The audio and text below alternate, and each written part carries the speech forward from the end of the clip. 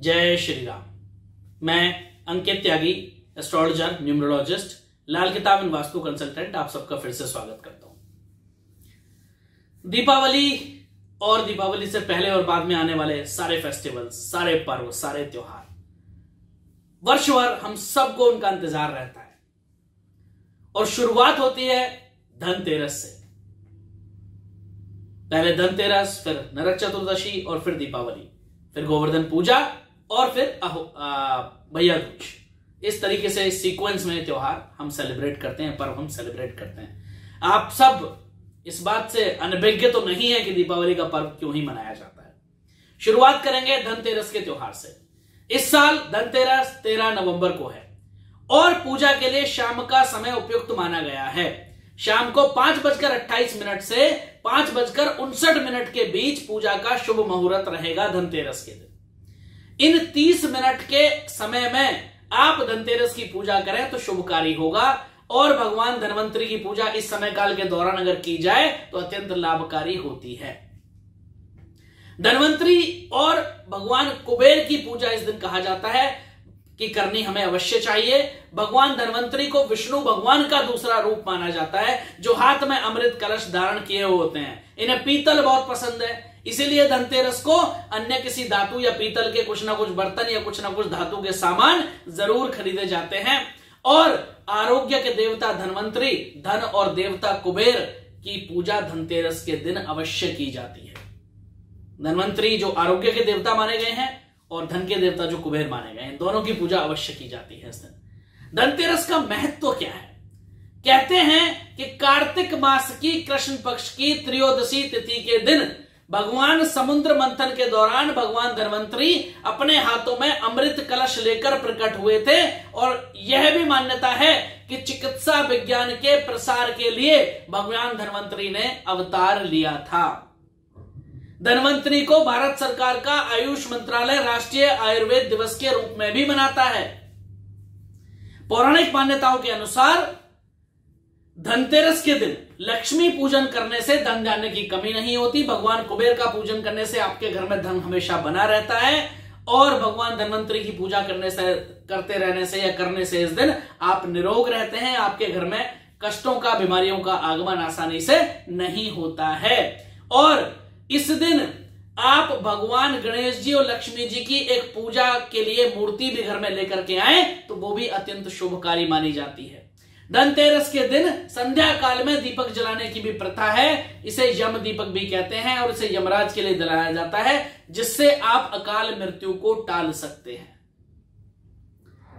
धनतेरस पर नमक का बहुत विशेष उपाय जो हमेशा से मैं सुनते आया हूं और लोग करते हैं, आपको भी मैं बताने जा रहा हूं कि धनतेरस के दिन नमक का नया पैकेट अवश्य खरीदना चाहिए और खाना बनाने में नए नमक का ही प्रयोग करें। इससे धन में आपको एक अभूतपूर्व वृद्धि का अनुभव होगा।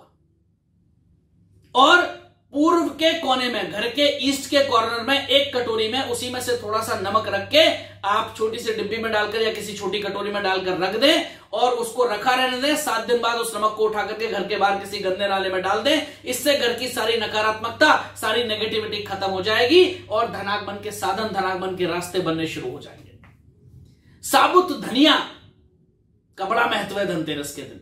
आप थोड़ा सा धनतेरस के दिन करीब 125 ग्राम या 100 ग्राम साबुत धनिया खरीद लें और पूरी रात लक्ष्मी जी के सामने वो साबुत धनिया रखे रहने दें। आप अगले दिन प्रातः सुबह उठ करके साबुत धनिया को किसी भी गमले में आप बो दें। जब वह धनिया उगेगा तो हमारी आर्थिक स्थिति सुदृढ़ होगी। जितनी अच्छी उस धनिया की पैदावार होगी उतनी अच्छी धन धान्य में वृद्धि होगी। ऐसा भी माना जाता है कि अगर बहुत स्वस्थ और हरा भरा पौधा धनिया का उगता है तो धनागमन में कमी नहीं रहती, लेकिन वहीं कमजोर और बीमार और पीला पौधा उगता है तो फिर थोड़ी सी आर्थिक परेशानियों का सूचक भी माना जाता है उसको। धनतेरस के दिन कौड़ी खरीद करके घर ले आए और अपार धन की प्राप्ति हेतु धनतेरस की रात्रि को कौड़ी का विधिवत पूजन करके उसको केसर के रंग से रंग करके और पीले कपड़े में बांध करके तिजोरी में रख दें। आश्चर्यजनक रूप से घर में धनागमन होगा। धनतेरस देवताओं को अमृतपान कराकर अमर करने वाले भगवान धनवंतरी का प्रकट दिवस के रूप में भी मनाया जाता है। इस दिन उनका पूजन करना बनता है और करना चाहिए भी। धनवंतरी का पूजन करने के लिए एक नया झाड़ू और सुपाड़ा खरीद करके भी उनकी पूजा अवश्य करें। इस दिन झाड़ू खरीदने का भी विशेष महत्व माना जाता है। इस दिन दीप जलाने की भी परंपरा है, इसलिए सायकाल में दीपक प्रज्वलित अवश्य करें। घर, दफ्तर, दुकान आदि को सजा संवाकर और साफ करके बिल्कुल चमका दें। मंदिर, गौशाला, नदी, तालाब, कुएं आदि सार्वजनिक स्थानों पर भी दीपक अवश्य जलाएं। अपने सामर्थ्य के अनुसार चांदी, पीतल, तांबे या फिर कांसे के नए बर्तन या आभूषणों की खरीदारी अवश्य करें।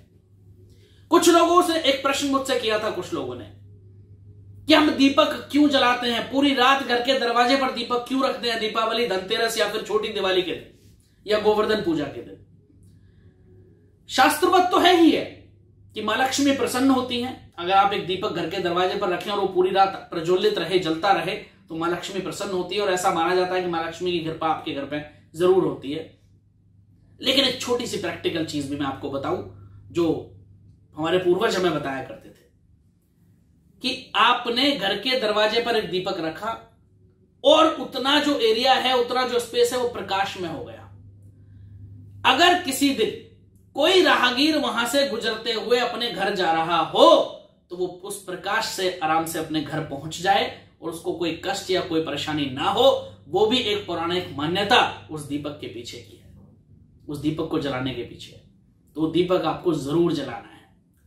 धनवंतरी को, भगवान धनवंतरी को आयुर्वेद का जनक माना जाता है, इसलिए अच्छी सेहत के लिए हल जुती हुई मिट्टी को दूध में भिगोकर उसमें सेमर की शाखा डालकर 3 बार अपने शरीर पर फेरें और तत्पश्चात कार्तिक स्नान करें। वैसे आजकल शहरों में रहने वाले लोगों के लिए बड़ा मुश्किल है, गांव वालों के लिए भी मुश्किल है क्योंकि आसानी से हल नहीं मिल पाते हैं। तो उस परिस्थिति में आप ये उपाय नहीं भी करें तो चलेगा, लेकिन अगर संभव है तो जरूर करें।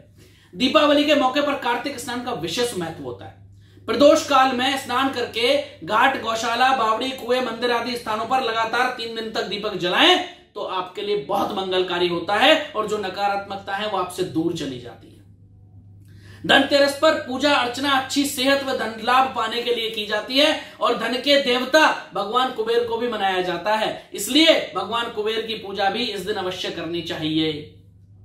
उसके बाद शुभ मुहूर्त में अपने व्यवसायिक प्रतिष्ठान में नई गद्दी बिछानी चाहिए। यदि नई गद्दी संभव ना हो पाए तो पुरानी गद्दी को साफ करके उस पर कोई नया कपड़ा भी बिछा लें और उसको पुनः स्थापित कर दें। उसके बाद उस पर कोई नया वस्त्र बिछा करके पूजा अर्चना करें तो भी अत्यंत मंगलकारी और अत्यंत शुभकारी माना जाता है और सारे अमंगलकारी अनिष्टों को दूर किया जा सकता है। भगवान कुबेर का पूजन सायकाल के पश्चात 13 दीपक जलाकर तिजोरी में करना चाहिए। तिजोरी को अवश्य पूजना चाहिए उस दिन। पूजा के लिए निम्न जो मैं ध्यान मंत्र आपको बताना जा रहा हूं उसका उच्चारण करके और फिर कुबेर देवता को पुष्प अर्पित करें तो अत्यंत लाभकारी होता है। धनतेरस को यम यानी मृत्यु के देवता की पूजा का भी दिन माना जाता है। यम के निमित्त दीपदान से इस दिन आपको ऐसा माना जाता है कि अकाल मृत्यु का भय समाप्त हो जाता है। धनतेरस के दिन सायकाल में तिल के तेल से दीपक जलाना चाहिए और यम देवता का पूजन अवश्य करना चाहिए। चूंकि दक्षिण दिशा को यम की दिशा माना जाता है, इसलिए दक्षिण दिशा की तरफ मुख करके ही दीप प्रज्वलित कर गंध, पुष्प, अक्षत आदि से यम देवता की पूजा अवश्य करनी चाहिए। तो ये थे वो छोटे छोटे उपाय जो आप कर सकते हैं धनतेरस के दिन। भगवान कुबेर को, मां लक्ष्मी को, भगवान गणेश को अवश्य प्रसन्न कर सकते हैं और आपके परिवार में, आपके जीवन में यदि धन धान्य की कमी है और परेशानियां हैं तो उनसे आप मुक्ति पा सकते हैं। आप सबको हमारी तरफ से धनतेरस के इस पावन पर्व की अनेक अनेक शुभकामनाएं और अनेक अनेक मंगल कामनाएं। इन्हीं मंगल कामनाओं के साथ फिर मिलेंगे एक नई वीडियो के साथ। तब तक के लिए आप सबको मेरी तरफ से जय श्री राम।